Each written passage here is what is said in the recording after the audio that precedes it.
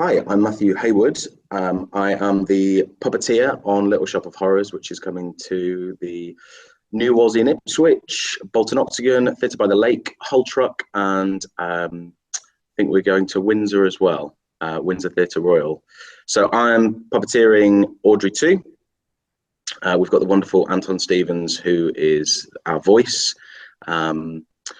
In the show, I play a number of different roles as well. I play the Derelict character. They get called winos in the show. Yeah. And they populate Skid Row. And included in that, because we are an acting music company, I'm going to be playing guitar, a little bit of bass, stuff like that. So, yeah, that's me. I've got some wonderful puppets that I've been working with over the past 4 weeks. Yeah. And I'm really excited for people to see it. Amazing. My interviews tend to start kind of at the beginning. So for you, when did you kind of know that you wanted to be a performer? This is a question I think a lot of people ask, and I don't really know is the answer. It just sort of came about with, I've played music, I've played guitar as long as I can remember. And my mum decided one summer that she didn't want me hanging about the house, so she put me into a little school for theatre kids, and we put on a performance for my hometown, which is Worcester, and we put that on at the local theatre, and I had a blast of a time. I got told that I was all right, so I thought, yeah, go on then. I'm joking. And then after that it grew and grew and grew. I did dance for a while. Performed for the Queen, which was great. That was amazing. And then just carried on with school productions, and then just delved in from there. I just got an absolute love for being on the stage and entertaining people. Yeah, and then was there any kind of performances that stood out in your early years that you watched that kind of inspired you to want to perform? Yeah, I did a lot of musical theatre as a kid. And this is musical theatre. My background comes in sort of more experimental theatre now, and puppetry, and I like the weirder stuff. Yeah. So this is like the comedic musical version of what I love to do, and I'm having a blast. Yes. But the things that I saw, the one performance that really got me was a performance of The Believers, which was a frantic assembly piece, which they toured around. It was written by Bryony Lavery. Wonderful piece of theatre, and they were using perspective on the stage. So there were bird's eye view staged images on the stage, and I was going, wow, this is amazing, this is crazy, how are they doing that? And that's sort of inspired my love of the sort of weirder, wackier, more fun, creative, experimental side of things. Yeah, and obviously, Little Shop of Horrors is a classic, really, a kind of cult classic, I suppose, more, I suppose, the film, I suppose. Where was your kind of first encounter with it? This is a great question. It was one of the first things I did outside of sort of school productions. So I did it in Malvern in 2012. Directed by Andy Reese, who was part of Beyond the Barricade and part of the Les Mis company. And doing that was one of the solidifying things. That was one of the things that went, yeah, I can do this. This is what I want to do. And I played the customer who comes in. And so I know the story very, very well. And love talking to the guys who were doing the plant and doing the puppetry there, and the guy who was voicing was called Liam. And yeah, had a really, really great time on that one. So I know the story very well, and came to it with a bit of a head start, I think. Yeah. Then why do you think the story is so beloved? It's camp as hell. It's so camp. Yeah. And wonderful and wacky, and I've been saying, because I'm in that puppet so much, it's structured so beautifully. If not to give me a rest halfway through. Yeah. After a couple of big songs, it goes, all right, we'll let Audrey II be for a minute because their arms must be hurting. Yes. And it's got the sci-fi side of things. It's got big, amazing songs. They're so fun and catchy. There's no, if somebody goes away not singing at least one of them or remembering at least one of them, then we've not done our job right. Yeah. And beloved characters. It's a simple story about a boy who falls in love with a girl and wants to impress her, basically. And then you just shove a big man-eating plant in the middle of it. Yeah. And let it roll. Let it roll. Yeah, and obviously, what's that moment like when obviously you're cast in the role and everything? What's that moment when you first meet the puppet like? I didn't meet the puppet until week 2. We did a little bit of workshopping with it, but meeting the puppet for the first time and getting to see what Michael, who is our puppetry creator and director, has made. It's a lot of fun. It's just really exciting to like look at it and go, okay, what can this do? What can I make out of this? How can we get the fullness of this puppet? So we spent a couple of days just playing with height and, not to give anything away, but all of the movement that we can do with it. So yeah, just excited to get in it and to work with it. Yeah, and obviously it's quite a collaboration because obviously you've got, as you say, Anton's voice as well. How does that kind of work for you as the puppeteer? So I've let Anton sort of play. I think it's really important for him to not come at it with a sense of restriction or we've already blocked things. So I've sort of left him to experiment with the vocals, and he's come back with some amazing things. And then we've been over the last few days kind of refining and finding some beautiful movements within that. His voice is so characterful that it's been incredibly easy for me to just absorb it, take it into my body, and then re-embellish it into the puppet. And as we go into the last week of rehearsals, it's going to be that little bit of refining, making sure that we're tied in. There's some things that we've locked in and other things that Anton's still playing with, allowing us to just have that freedom still. Yeah, and obviously people who don't know the story, that it's a man-eating plant, let's put it that way. But how do you kind of make it so menacing, but also that people kind of love it, don't they? Audrey II does that in themselves anyway. They're really manipulative, and even just listening to the script be read, you can see how they work their tendrils into everybody and lure them to do exactly what they want to do. They're so maniacal, and there's a wonderful bit just after something has happened. I'm not going to reveal what, but something has happened, and Audrey II is desperate for some food, and they're using all of the tactics. They're shouting, they're berating, they're then being coy and being quite childlike, and using everything against Seymour to try and get what it wants. So for my job, it's quite nice, again, listening to Anton's voice, seeing what he's doing and what he's playing with, and then just popping that into the puppet, whether that's tilting the head down and having a little bit of coyness, or really moving the puppet so that it's got anger and it's got aggression and it's really scary. And then obviously I know you're only still in rehearsals, but how do you going to maintain your kind of yourself? Like you say, it's quite a physical role and it's such a big puppet as well. I've been doing a lot of working out. I've been doing a lot of yoga as well. I think you can't think about strength all the time. Flexibility is so important. So I've been looking after my body. Luckily, Michael is a puppeteer himself. He's not just a puppet designer. So the puppet is incredibly light and workable. And it took a couple of days for me to understand how it was going to work, what needed to be done.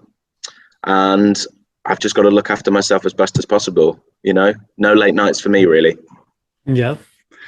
Is there a kind of pressure then? Obviously, you are the central character, but you're not necessarily seen when you're playing the plant. Is there a kind of pressure on you to deliver that role?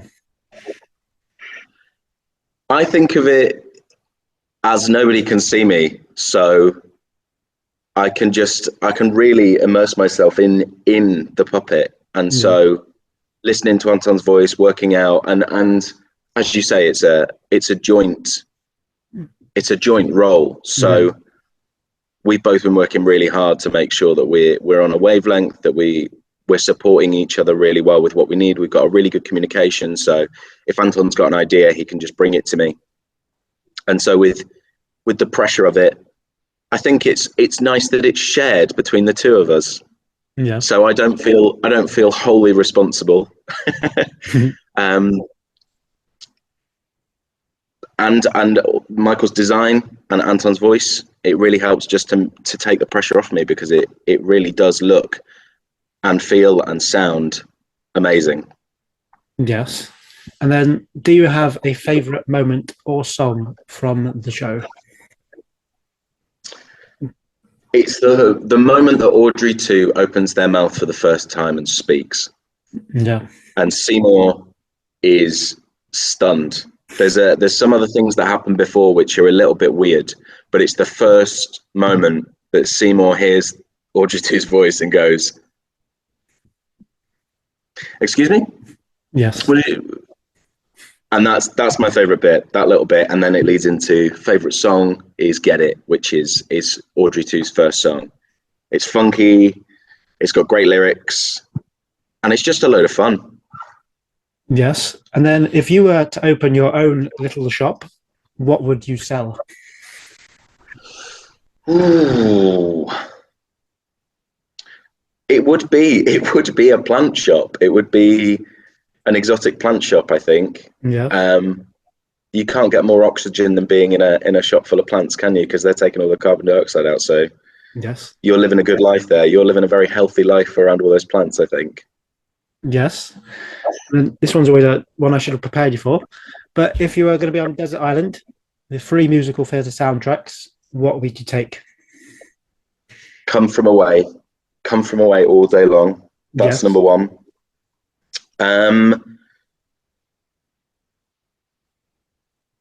Hades Town, which I'm excited that's back. Yeah. That's a wonderful, wonderful soundtrack. And it's got to be a Disney. What would it be? I want to say Hercules. Yeah. I think Hercules. Yeah. Good. Solid choices. I'm impressed. Well, thank you. What are your choices? Oh, no, you're throwing at me. I mean, probably just got my favourite shows. Mine is Amelie. Great show. Great soundtrack. People don't know. Rocky Horror. There's another one. Nice bit of, yeah. And then, I don't know, third one, Half a Sixpence, maybe. Like Half a Sixpence is quaint and a bit bullshit at times. It's nice. Yeah, it's got a nice mix of kind of like big songs and kind of quiet duets and stuff. But yeah, that may change. Don't ask me again. It may change. So yeah, now I've had some time, I'm thinking of others and sort of bringing them in. Amelie is a great one, and Once would also probably be up there. It'd be a tough battle between Once and what was my last choice again? I've forgotten it. And Hercules. Okay, there you go. Yes. Well, there you go. Then I ask these 2 questions to everyone I interview. More deeper questions. What does theatre simply mean to you? That's a big. You can't say it's simple. That's a big question. It's huge. The theatres, there's nothing really like it, like a concert or a music event. The liveness of people performing for other people. You know, if we strip back, if we got rid of everything else, people would still want to perform. People would still want to be performed to. There's nothing more natural, like in terms of entertainment, than it.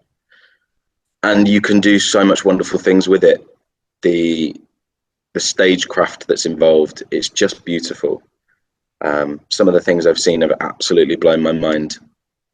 And it's raw, and same with film, but with theatre, you have that liveness, you have the interaction with the audience. You can do such brilliant things you can't do anywhere else.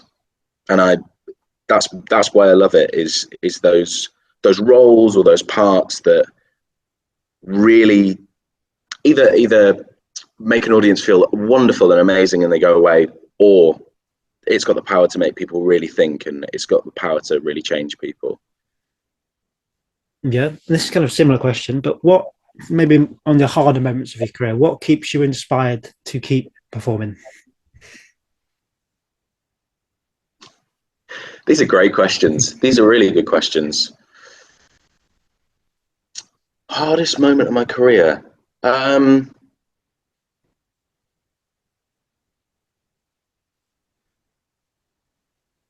I think that I made some wonderful friends on a Christmas show a couple of years ago.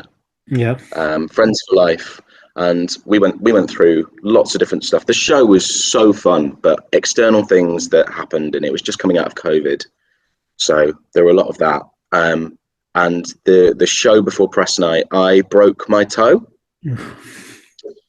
and running on adrenaline, I went to the hospital. They told me it was broken. I said, "Can I perform a show on it?" And they said, "You're going to do it anyway." And I said, "Yes, Yeah, I am." Yeah. So I went and did the show anyway, and then woke up the next morning and I couldn't walk. So I managed to somehow make it into rehearsals, and I was very much at the time like, the show must go on.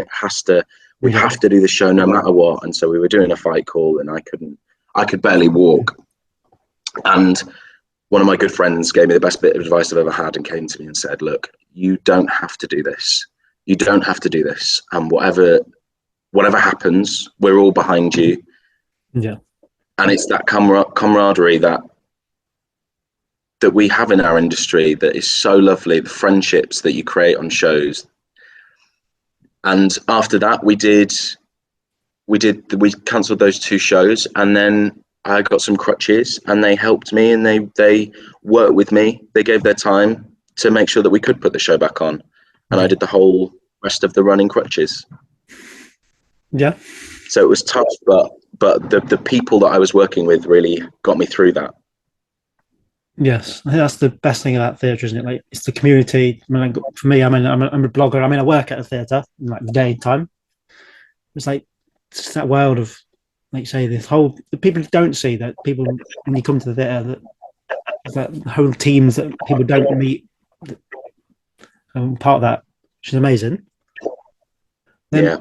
So my final 2 questions to wrap all this up. Can you describe Little Shop of Horrors and this production in just 3 words? The answer is no, but I'll give it a go.